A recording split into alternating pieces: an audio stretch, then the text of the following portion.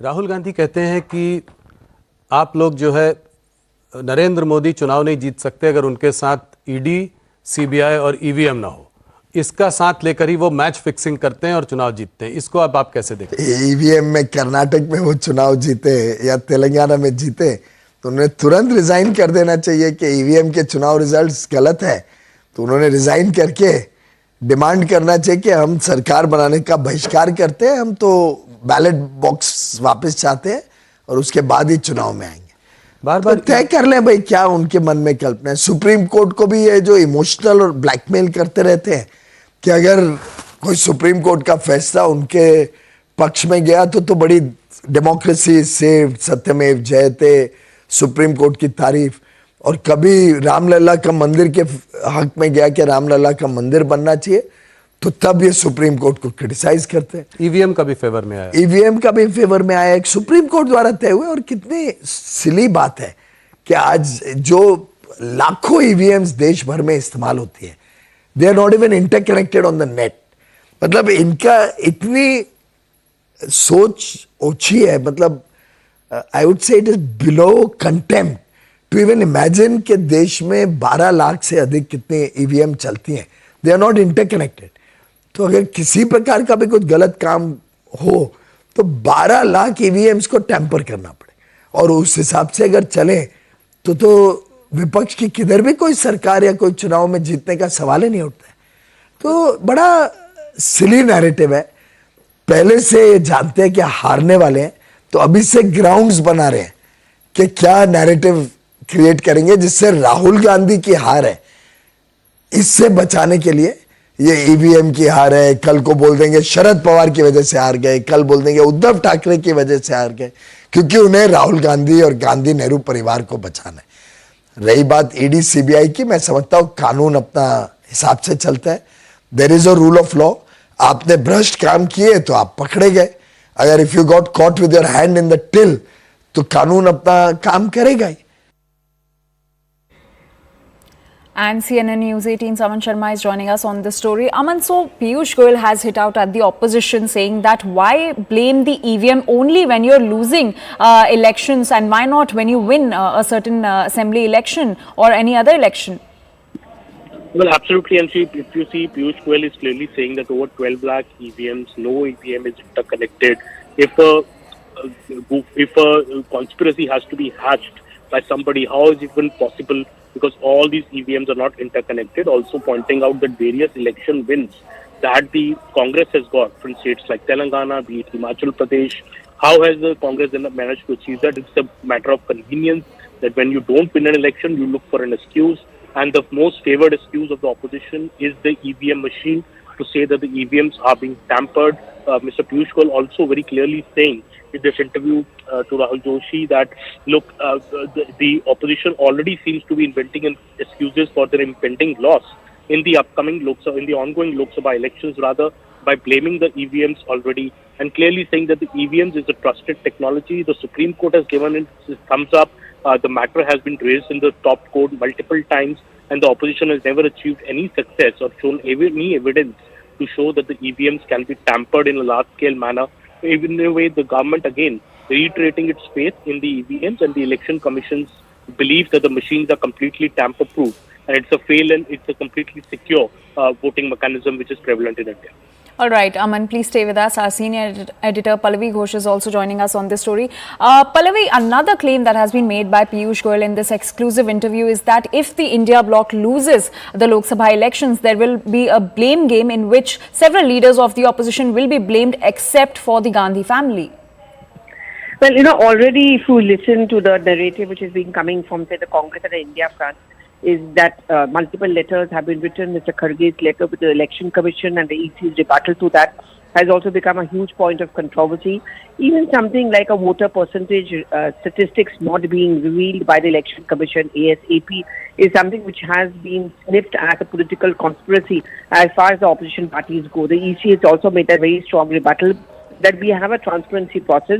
Even calculating a voter percentage does require time because there are multiple checks and cross-checks. And therefore, to find something wrong at every step is absolutely unfair on the Election Commission. And just the point which has been made by the BJP and the government, that when you win elections, then you don't have a problem with EVM machines, you don't make a demand for paper ballot anymore. But it's only when you get a sense that perhaps elections are not going your way that you start talking about EVM machines. Even within the Congress party, there have been, Anjali, many conflicting and contradictory voices. So these are at best going to be seen as a cover-up operation or excuses being kept ready by the India front. And BJP during its campaign is certainly using this narrative that, they are worried, they are apprehensive, and that is why they're already making excuses. All right, Pallavi and Aman, please stay with us. As Union Minister Piyush Goyal, in an exclusive conversation with Network 18 Group Editor-in-Chief Rahul Joshi, also spoke on the Hindu-Muslim narrative that is ongoing in these Lok Sabha elections, and also on the Muslim quota row. Let's listen in.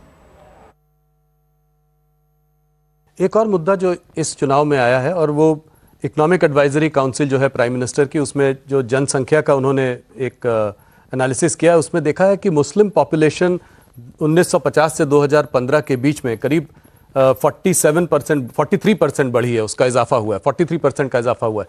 Hindu population at the same time जो है करीब 7% गिरी है।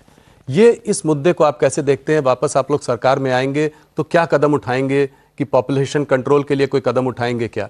ये समझने की कोशिश हम लोग कर रहे हैं। मुझे लगता है ये एक विषय है जिस पे जनता को गंभीरता से विचार करना पड़ेगा। सरकार की तरफ से तो हमारी ऐसी कोई योजना नहीं है, लेकिन भारत की जनता ने इस विषय के ऊपर गंभीरता से अध्ययन करना चाहिए, सोचना चाहिए, इस पे डिबेट होनी चाहिए, मीडिया में डिबेट होनी चाहिए इस विषय के बारे में, और लोगों ने सोचना पड़ेगा कि क्या ये देश का जो बैलेंस है ये गलत दिशा में जा रहा है, क्या इसका परिणाम होगा आगे चल के।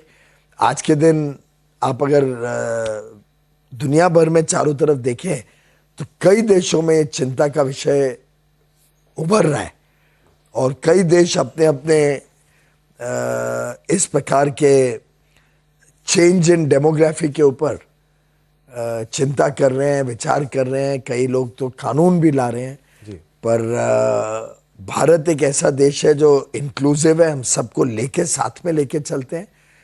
हम सरकार की तरफ से तो इस विषय में कुछ नहीं करना चाहते हैं, लेकिन लोगों को, भारत की जनता को इसके बारे में जरूर विचार करना पड़ेगा। And Aman and Pallavi continue to stay with us. Aman, so Piyush Goyal has raised concerns over the declining Hindu population in India and the rising Muslim population.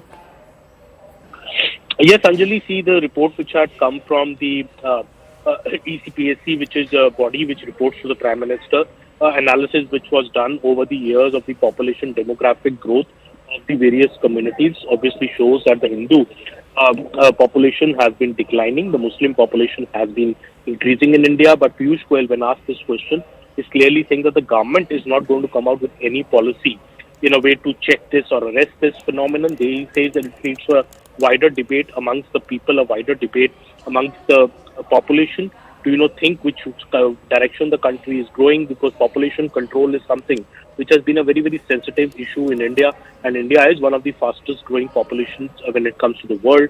So in a way, he's asking for a wider debate amongst the society, amongst the people, that should population control be something that should be adopted by people suo motu on their own. And this is something that he's saying the government will not interfere in it, but obviously he's saying that the report has thrown up some concerning findings. Right. Aman, please stay with us. Pallavi, so Piyush Goyal has also said that demography change is not just an issue that is prevalent in India, but it is also prevalent in other countries. And in fact, other countries are also taking action against this.